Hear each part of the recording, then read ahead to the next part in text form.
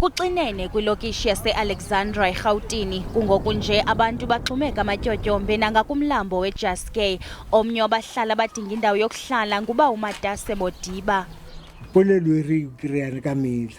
Sathenjiswa ukuba siza kufuduswa apha ingakumbi thina abahlala ngakulo mlambo, kodwa kufika kwamagosa aseburhulumenteni baqala ngabanye abantu.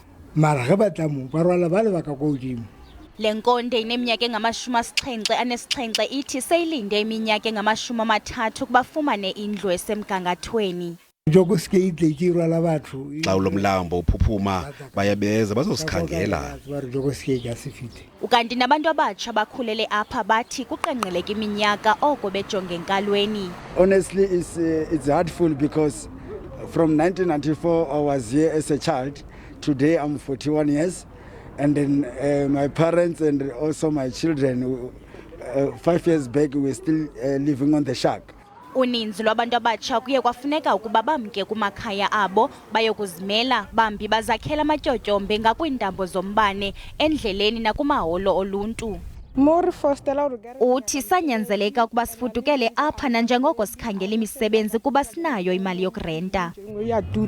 Ukugxunyekwa kwamatyotyombe ngongekho mthethweni kuthe gqolo kwaye kunwenwela nangakwiindawo ezisezidolophini.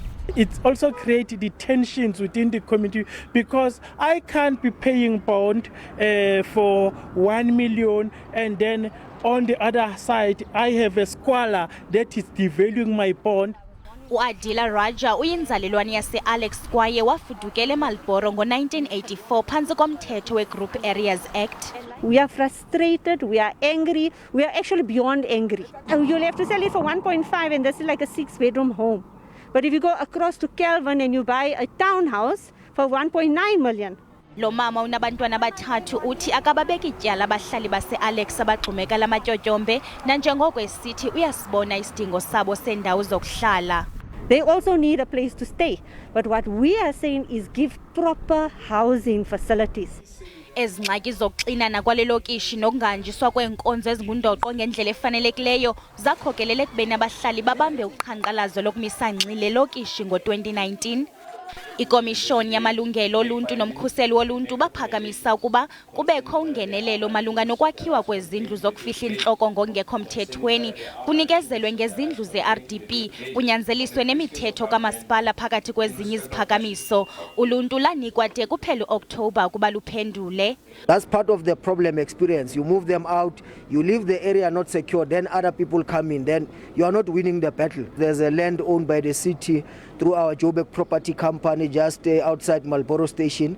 We're looking at collaborating with the private sector, people who own the Frankenwald piece of land that can yield about 30,000 houses. Ukanti kusaphandwa izityholo zorhwaphilizo kwiphulo elixabisa izigidi zerandi lokuphucula le lokishi, iAlex Renewal Project.